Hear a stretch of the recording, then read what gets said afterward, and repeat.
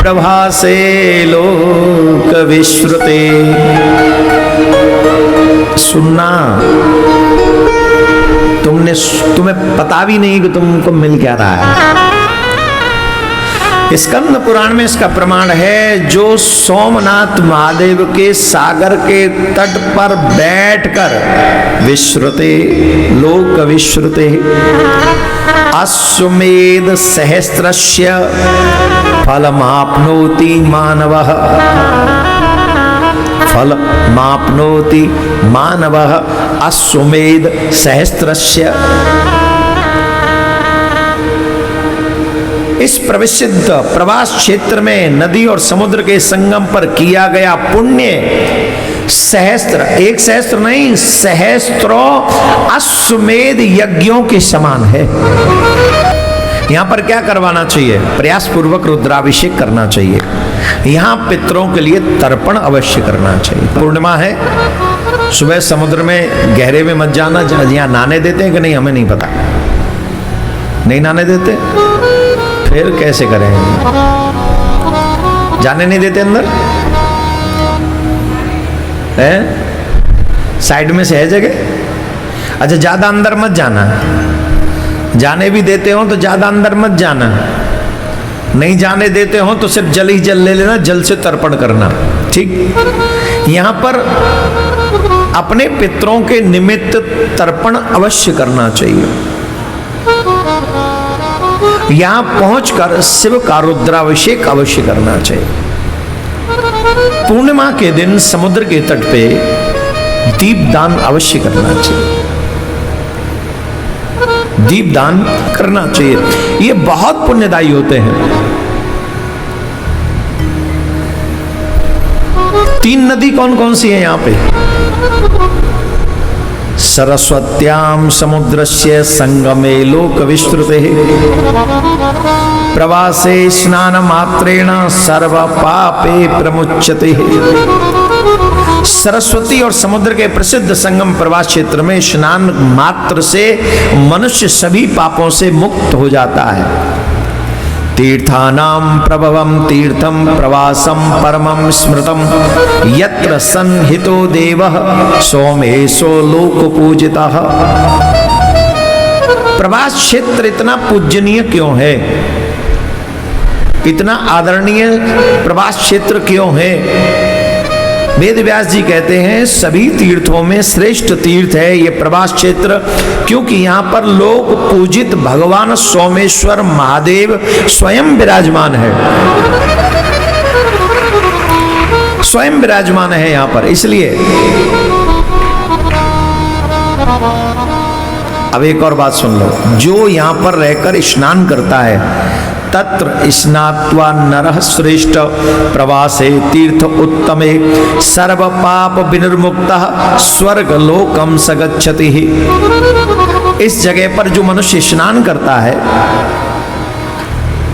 उसके सभी पाप नष्ट हो जाते हैं और वह स्वर्ग के लिए निवास करता, स्वर्ग में निवास करता है। और सबसे बड़ी बात यह है, जो यहाँ अगर किसी का निधन हो जाए, वैसे तो भगवान न करे, जो यहाँ रहते हैं उनका तो निधन होता ही होगा, वो कौन से अमर है? जो यहाँ रहते हैं उनका तो निधन होता ही होगा ना, कि अमृत पी के बैठे हैं। चंद्रमा ने उन्हें अमृत थोड़ी दिया होगा, चंद्रदेव तो स्वयं ही पी के बैठे हुए हैं। लेकिन जो यहाँ जिसका निधन हो जाए, शरीर छूट जाए, प्रवासे निधनम यत्र दुर्लभम भुवनत्रये शिव सायुज्य मापनोति नात्र कार्यम विचारणः।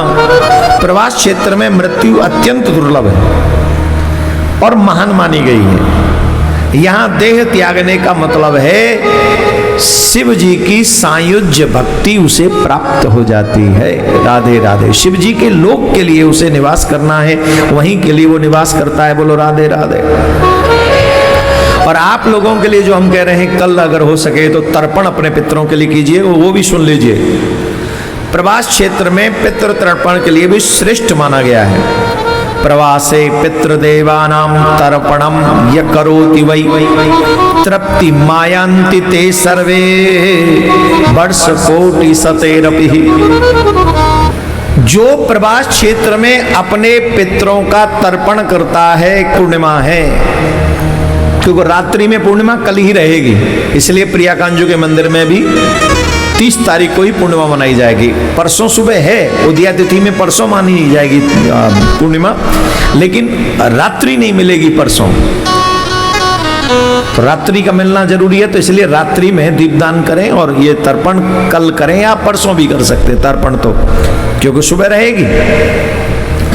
जो मनुष्य प्रवास क्षेत्र में अपने पितरों के नाम से तर्पण करता है, उसके पितृ करोड़ों वर्षों के लिए तृप्त हो जाते हैं।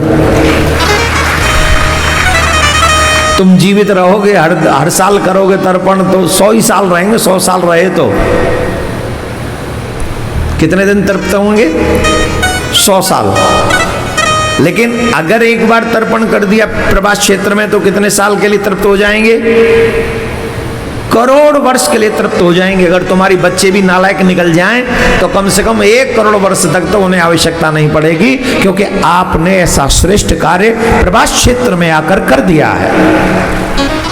तो जितने भी सनातनी प्रवास क्षेत्र में आ रहे हैं या अभी हैं, कुछ नहीं करना है। अगर ब्राह्मण देव ना भी मिले तो हाथ में जल लो, ऐसे जल लो, यहाँ तिल रख लो, कुश रख लो, कुशा होना चाहिए, काले तिल होना चाहिए, जल होना चाहिए। क्या करना है? नारायणम तृप्यताम, रुद्र तृप्यताम, ब्रह्म तृप्यताम, वसु तृप्यताम, पिता पितामह पर पितामह तृप्यताम, माता परमाता, और फिर पता नहीं कौन कौन से, सबको याद करके तृप्यताम तृप्यताम तृप्यताम। लेकिन मुख होना चाहिए दक्षिण की तरफ। मुख किधर होना चाहिए? दक्षिण की तरफ। दक्षिण दिशा में पितरों का निवास है।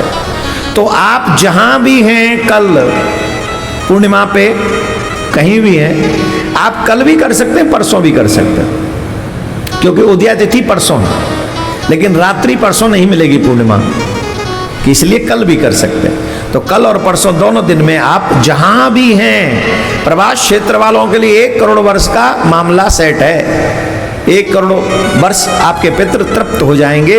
और जो तीर्थों में मुझे लगता है 50-50 लाख तो वहां भी हो जाएंगे। अगर वृंदावन में वहां करो तो मुझे लगता है वहां भी 1 करोड़ या 50 लाख का सिस्टम तो वहां भी हो ही जाएगा।